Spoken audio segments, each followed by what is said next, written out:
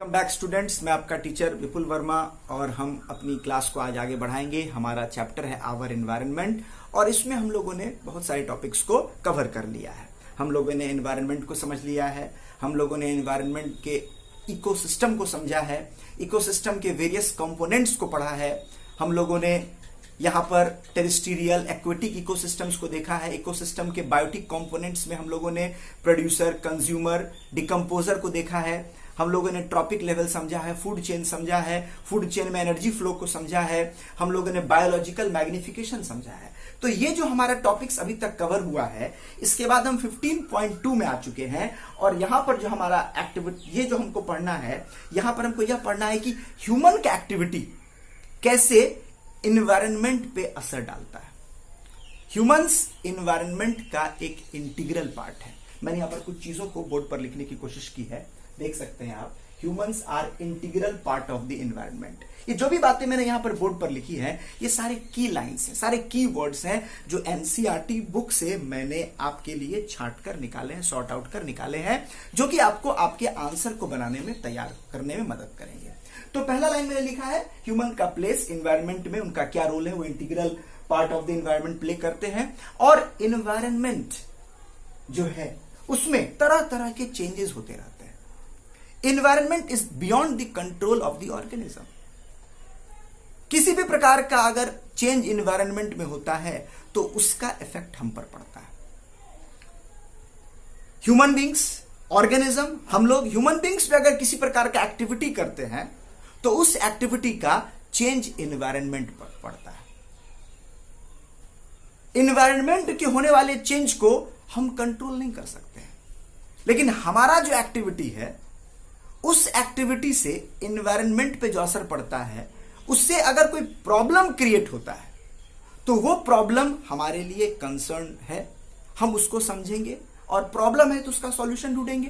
तो पहले प्रॉब्लम को हम अच्छे तरीके से समझ लेते हैं, बुक के नजरिए से, एग्जामिनेशन पॉइंट ऑफ व्यू से हम इन चीजों को समझ लेते हैं।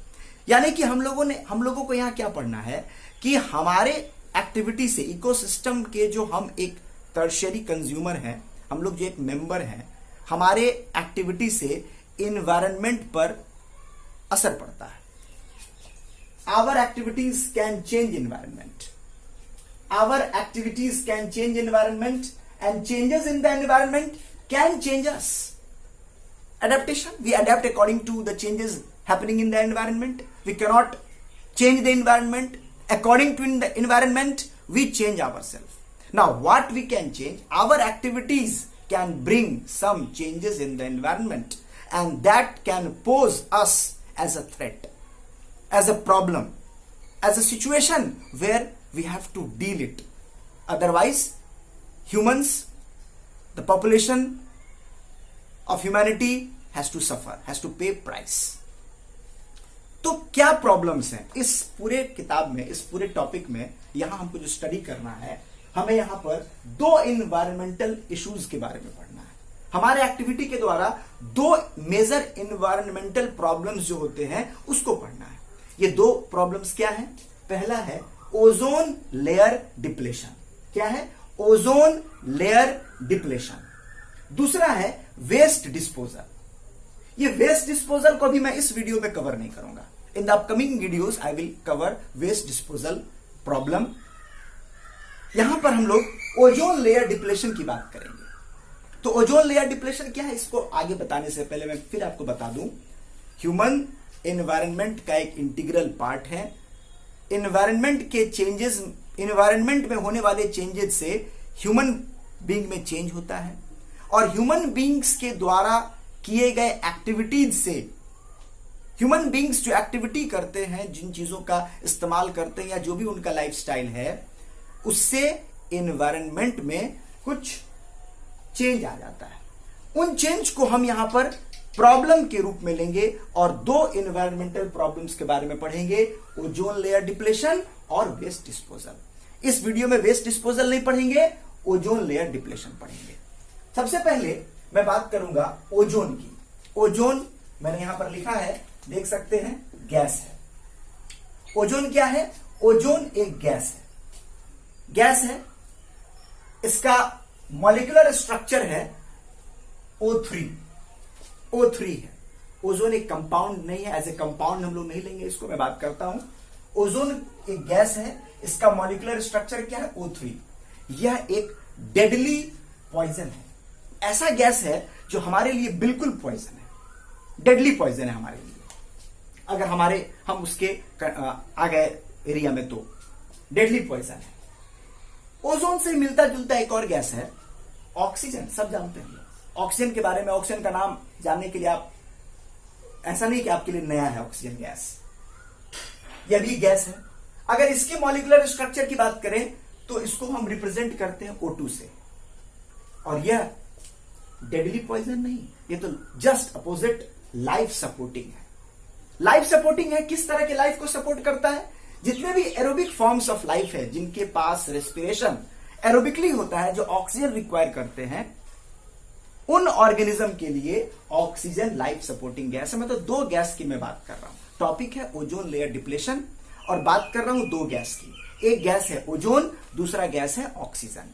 ओजोन एक डेडली पॉइजनस गैस है, ऑक्सीजन एक लाइफ सपोर्टिंग गैस है जो सारे एरोबिक फॉर्म्स ऑफ लाइफ को सपोर्ट करता है। अब देखिए, इन दोनों गैस का मैं आपको पहले लोकेशन बता देता हूं। दोनों गैस का लोकेशन मैंने यहां पे छोटा सा एक डायग्राम बनाया, देख सकते हैं सन है, सन से आप देख सकते हैं कुछ रेडिएशन आ रहा है, सन से रेडिएशन आता ही है। ये ग्रीन वाला जो एरिया आप देख रहे हैं बीच में सर्कल जो आप अंदर में देख रहे हो, अर्थ को रिप्रेजेंट कर रहा है। उसके बाहर में जो भी आप सर्कल्स देख रहे हैं वो मान के चलिए कि वो अर्थ का एटमोस्फेयर है। एटमोस्फेयर में आपको पता है लेयर होते हैं, एटमोस्फेयर में लेयर होते हैं। सबसे पहला जो लेयर होता है हम उसको ट्रोपोस्फेयर बोलते हैं। सबसे लोअर लेयर जो हमारे एटमोस्फेयर का जस्ट हम जिसमें रहते हैं वो ट्रोपोस्फेयर है। ट्रोपोस्फेयर के ऊपर के लेयर को स्ट्रेटोस्फेयर कहते हैं। देखिए, ट्रोपोस्फेयर में हमको पता है ट्रोपोस्फेयर में हमको पता है कि नाइट्रोजन गैस है सबसे ज्यादा 78%, 21% में आपको ऑक्सीजन गैस है ट्रोपोस्फेयर में। तो ऑक्सीजन गैस का लोकेशन के लिए आपको कोई दिक्कत नहीं है कि ट्रोपोस्फेयर ऑक्सीजन गैस से भरा हुआ है हमारे लोअर एटमोस्फेयर में। हायर एटमोस्फेयर में स्ट्रेटोस्फेयर है, और इस हायर एटमोस्फेयर में ये जो डेडली पॉइजनस गैस है ओजोन, उसकी थोड़ी सी मात्रा है। ठीक है, आप लोकेशन समझ गए। हमारे अर्थ पर ओजोन गैस कहां है और ऑक्सीजन गैस कहां है? ऑक्सीजन गैस हमारे ट्रोपोस्फेयर में है बहुत सारा, ठीक है, और ओजोन गैस कहां है? ट्रोपोस्फेयर में, सॉरी स्ट्रेटोस्फेयर में है। ट्रोपोस्फेयर के ऊपर जो लेवल है स्ट्रेटोस्फेयर का, उसमें ओजोन का लेयर है। आप समझ गए इस चीज को। अब देखिए, अब ऑक्सीजन की अगर हम बात करते हैं तो ऑक्सीजन गैस के एसेंशियल फंक्शन को हम समझते हैं कि यह हमको लाइफ सपोर्ट करने में मदद करता है, ब्रीथ करने में मदद करता है, फूड से एनर्जी गेन करने में मदद करता है। ओजोन गैस भी एक एसेंशियल फंक्शन परफॉर्म करता है। ओजोन गैस का भी एक एसेंशियल फंक्शन है। क्या एसेंशियल फंक्शन है? यह essential function at higher level है। मतलब अगर ये डेडली पॉइजनस गैस इस स्ट्रेटोस्फेयर में है तो हमारे लिए एसेंशियल फंक्शन परफॉर्म कर रहा है। ये ओजोन गैस अगर स्ट्रेटोस्फेयर में है तो हमारे लिए एसेंशियल फंक्शन परफॉर्म कर रहा है। कौन सा एसेंशियल फंक्शन परफॉर्म कर रहा है? यह हमारे अर्थ के एटमोस्फेयर को, अर्थ सरफेस को, हमारे अर्थ सरफेस पर, अर्थ पर जो भी लाइफ फॉर्म्स हैं उनको शील्ड करने का काम कर रहा है, उनको प्रोटेक्ट करने का काम कर रहा है। एक तरह का शील्ड का काम कर रहा है ये स्ट्रेटोस्फेयर में ओजोन। किससे शील्ड कर रहा है? तो आप देख सकते हैं यहां पर सन में मैंने बनाया है, सन से कुछ रेज निकल रहा है, कुछ रेडिएशन निकल रहा है। आपको पता है सन से जो रेडिएशन निकलते हैं, अल्ट्रावायलेट रेडिएशन निकलते हैं, इंफ्रारेड रेडिएशन निकलते हैं, विजिबल लाइट भी है ही। तो इंफ्रारेड रेडिएशन तो हमारे लिए जरूरी है, विजिबल लाइट हमारे लिए जरूरी है, ये अल्ट्रावायलेट रेज हमारे लिए जरूरी नहीं है। सन से जो अल्ट्रावायलेट रेडिएशंस आते हैं वो हाईली डैमेजिंग टू ऑर्गेनिज्म है। कोई भी ऑर्गेनिज्म, कोई भी लाइफ फॉर्म के लिए अल्ट्रावायलेट रेडिएशन हाईली डैमेजिंग है। ठीक है, और ऐसा देखा गया है, नोन है, हम जानते हैं ह्यूमन बीइंग में स्किन कैंसर अल्ट्रावायलेट रेज से होता है। और भी बहुत सारे इसके एडवर्स इफेक्ट्स हैं, हेल्थ इश्यूज हैं, लेकिन एक कंसर्न जो आपके बुक में दिया हुआ है, एक इश्यू जो आपके बुक में दिया हुआ है वह स्किन कैंसर इन ह्यूमन।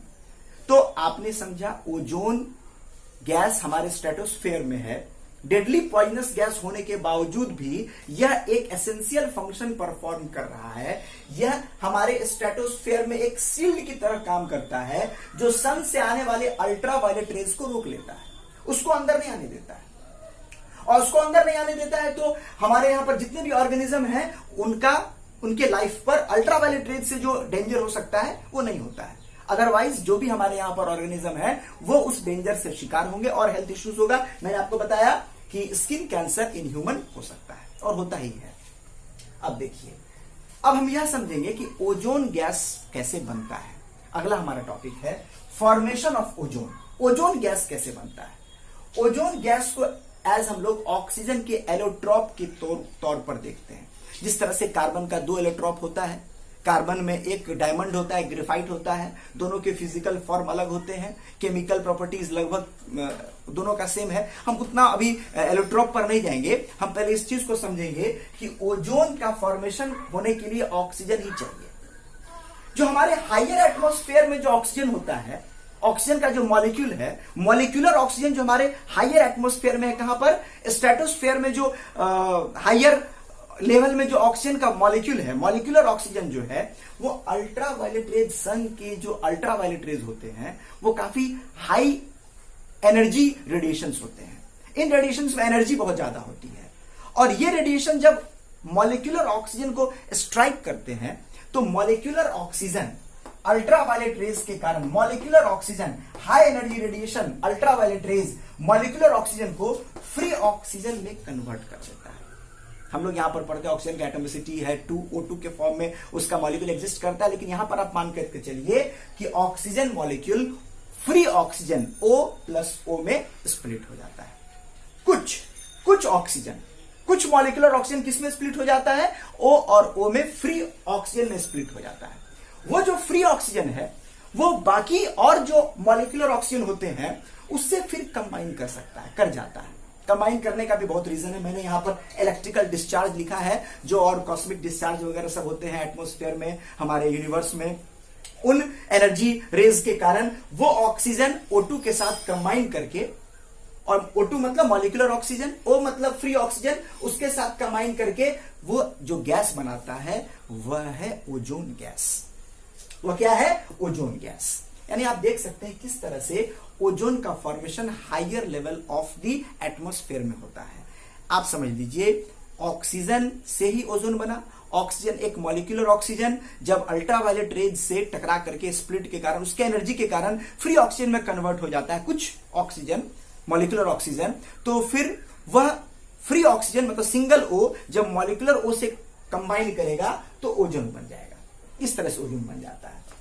ठीक है, तो ये ओजोन जो वहां पर बना है डेडली पॉइजनस गैस होने के बावजूद भी हमारे लिए क्या है? हाईली एसेंशियल है। किस तरह से एसेंशियल है? इन्हीं अल्ट्रावायलेट रेज को फर्दर हमारे ट्रोपोस्फेयर में एंटर करने नहीं देता। अगर ये हमारे ट्रोपोस्फेयर में एंटर करेगा तो निश्चित तौर पर ह्यूमंस में तो स्किन कैंसर होंगे और भी ऑर्गेनिज्म में तरह तरह के प्रॉब्लम्स देखने को मिलेंगे। और अर्थ को जो यूनिक प्लैनेट कहा जाता है, अर्थ के बारे में हम लोग कहते हैं कि सिर्फ एकमात्र ऐसा प्लैनेट है जहां पर इकोसिस्टम अवेलेबल है, जहां पर लाइफ सपोर्ट करता है, तो उसमें से ओजोन लेयर का होना हमारे अर्थ पर एक बड़ा ही मेजर फैक्टर है। ठीक है, इस बात को आप समझ गए। अब देखिए 1980 में जो सैटेलाइट पिक्चर्स लिए गए, मैं जो वही बातें बता रहा हूं जो किताब में एग्जामिनेशन पॉइंट ऑफ व्यू से आपके लिए इंपॉर्टेंट है। 1980 में सैटेलाइट पिक्चर्स लिए गए तो उसमें क्या देखने को मिला? ये जो एटमॉस्फेयर में, स्ट्रेटोस्फेयर में जो ओजोन का लेयर है, इस ओजोन के लेयर में कमी आ रही है। The amount of the oxygen gas in the higher level of atmosphere started to lower down, मतलब वो lower down, कम होने लगा, started getting lower down, उसकी कमी आने लगी। तो ऐसा क्यों हुआ? Layer began to drop sharply, oxygen का जो ओजोन का जो लेयर है उसमें कमी आ गई और ओजोन लेयर पतला होने लगा, होल हो गया उसमें, ओजोन लेयर में। इसको हम लोग सैटेलाइट पिक्चर से देखिए, 9th क्लास में भी आप लोगों ने पढ़ा होगा। अमाउंट ऑफ ओजोन गैस जो था वो स्ट्रेटोस्फेयर में वो कम होने लगा। तो कम होने लगा तो इस पर जो है सब कंसर्न हो गया। क्या इस पर प्रॉब्लम हो गया कि अगर ये लेयर कम हो जाएगा तो ओजोन लेयर तो सॉरी अल्ट्रावायलेट रेज तो हमारे अर्थ पर आएगा और आने भी लगा, इससे कुछ प्रॉब्लम्स भी हुए, तभी तो पता चला इससे स्किन कैंसर होता है। तो आखिर इसका कारण पता लगाया गया कि आखिर किस कारण से ये जो ओजोन लेयर का शील्ड है वो डैमेज हो रहा है, उसमें होल हो रहा है, उसकी लेयर कमी आ रही है। तो इसके पीछे जो कारण पता चला वो था यूज ऑफ क्लोरोफ्लोरोकार्बन। क्लोरोफ्लोरोकार्बन ऐसे सिंथेटिक केमिकल्स हैं, देखिए अगेन सिंथेटिक केमिकल्स, ये सिंथेटिक केमिकल्स ही सारे परेशानी की जड़ है। तो ये जो सिंथेटिक केमिकल्स कुछ होते हैं क्लोरोफ्लोरोकार्बन, इसका इस्तेमाल हम ज्यादातर उस समय में 1980s में रेफ्रिजरेंट के तौर पर फ्रिज में, एसी में, जितने भी कूलिंग डिवाइस होते थे उसमें यूज करते थे 1980s के समय में। फायर एक्सटिंग्विशर में, एरोजॉल स्प्रे में, जो deodorant spray, body spray, room freshener वगैरह सब जो होता है उसमें क्लोरोफ्लोरोकार्बन की मात्रा होती है, थी, और उसका इस्तेमाल किया जाता था। और ये क्लोरोफ्लोरोकार्बन में क्लोरीन और फ्लोरीन जो था वो हायर लेवल में जाकर के ओजोन के साथ कंबाइन करके वापस उसको तोड़ करके मॉलिक्यूलर ऑक्सीजन और फ्री ऑक्सीजन में कन्वर्ट कर दे रहा था, जिससे ओजोन लेयर में ओजोन की गैस में कमी आ रही थी। तो अब क्लोरोफ्लोरोकार्बन के यूज से इतना बड़ा खतरा है, तो इसके लिए कुछ साल बाद 1987 में एक international organisation UNEP, United Nation Environment Programme, इसने जो भी कंट्रीज इसमें जुड़े हुए थे, डेवलपिंग कंट्रीज, डेवलप्ड कंट्रीज, जहां पर सीएफसी प्रोडक्शन हो रहा था, उनके साथ एग्रीमेंट किया गया। तत्काल इसको एट द टाइम फ्रीज किया गया सीएफसी प्रोडक्शन को, उसको रोकने के आदेश जारी किए गए और सारे देशों ने इसके लिए सहमति भी जताई, क्योंकि आप जान सकते हैं ये कितना खतरनाक है। और इसके बाद क्लोरोफ्लोरोकार्बन के इस्तेमाल में कमी आई, ऐसे डिवाइसेस, ऐसे इक्विपमेंट्स बनने बंद हुए, ऐसे मतलब जो भी चीज जहां पर सीएफसी का यूज होता है, खासतौर से मैंने बताया कूलिंग डिवाइसेस या फिर एरोजोल स्प्रे या फायर एक्सटिंग्विशर, इनके इस्तेमाल में ऐसे केमिकल्स को यूज किया गया जिसमें सीएफसी का इस्तेमाल नहीं होता। और आज जो भी कंपनियां इस तरह का प्रोडक्ट बनाती है वो अदर अल्टरनेटिव कुछ केमिकल इस्तेमाल करती है जो कि नॉन सीएफसी होता है, उसमें फ्लोरीन और क्लोरीन के कंपाउंड्स नहीं होते, कम होते हैं। तो इतने सालों के बाद 1987 से आज हम लोग 2020 में हैं। अगर सैटेलाइट पिक्चर्स को आप रिव्यू करें, लाइब्रेरी में जाएं, न्यूज़पेपर पढ़ें, इंटरनेट पढ़ें, तो आप देखेंगे इसमें बहुत चेक हुआ है, बहुत कंट्रोल हुआ है। और अभी रिसेंट में आप देखिएगा, अभी जो पूरे वर्ल्ड में इस तरह का अभी लॉकडाउन का पीरियड में मैं ये वीडियो बना रहा हूं, तो अभी इस पीरियड में ऐसा कुछ इमेजेस आया था कि जो होल है वो ओजोन लेयर का वो बिल्कुल ही कम हो गया। हालांकि इसके और बहुत सारे कारण हैं, ऐसा नहीं है कि ये पॉल्यूशन लेवल जो कम हुआ है एनवायरमेंट में, जो इतना सारा केमिकल्स का रिलीज कम हुआ है उससे हुआ, और भी बहुत सारे इसके कारण है। तो वो लाइब्रेरी इंटरनेट की जानने की चीज है। देखिए ये जो लाइब्रेरी इंटरनेट की जो बात आ जाती है, वहां जाके पता लगाइए, वहां जाकर के पढ़िए, तो क्या ये एग्जाम में पूछा जाएगा? पूछने का तरीका बदल गया है। मैंने आपको बताया पिछले साल के क्वेश्चन में आप देख सकते हैं कुछ सोर्स बेस्ड और केस बेस्ड क्वेश्चन जो आते हैं, उसमें जो आपको एक्सट्रैक्ट मिलता है वो इसी तरह का टॉपिक्स होता है, और ऐसे ही टॉपिक इस तरह के सवाल को बनाने के लिए पूछे जाते हैं। और वहां पर इस तरह का रिसर्च या इस तरह का कुछ दिया रहता है एक्सट्रैक्ट, जो आप लाइब्रेरी में या फिर आप नेट पर फाइंड करेंगे, और उसी में से आपको क्वेश्चन देना होता है, या फिर अपने स्किल की मदद से आपको उस क्वेश्चन का आंसर बना करके देना होता है। ठीक है, मैं चाहूंगा कि मैं अभी के इस वीडियो को थोड़ा सा कंपाइल कर दूं। ठीक है, थोड़ा सा कम, हालांकि मेरा वीडियो काफी लंबा बन चुका है, मैं इतना बड़ा वीडियोस नहीं बनाता हूं, काफी लंबा बन चुका है, क्योंकि बातें बहुत है, बहुत इजी टॉपिक है, बहुत आसान है। आपको लगता होगा बहुत आसान है, बहुत कम चीजें हैं, बातें इसमें बहुत सारी हैं, इससे बहुत तरह का क्वेश्चन फ्रेम हो सकता है। मैं नेक्स्ट वीडियो में आऊंगा तो फिर थोड़ा सा इसको मैं कंपाइल करने की कोशिश करूंगा, तब मैं वेस्ट डिस्पोजल के बारे में पढ़ाऊंगा। ठीक है, अब ये लंबा हो जाएगा, आप इसको दोबारा सुनिए और समझने की कोशिश करिए। अगर ये मेरा अप्रोच आपको अच्छा लगा, आपको समझ में आया यह क्लास, तो प्लीज मेरे चैनल को सब्सक्राइब कीजिए, मेरे वीडियोस को लाइक कीजिए। थैंक्स, आपका टीचर विपुल वर्मा।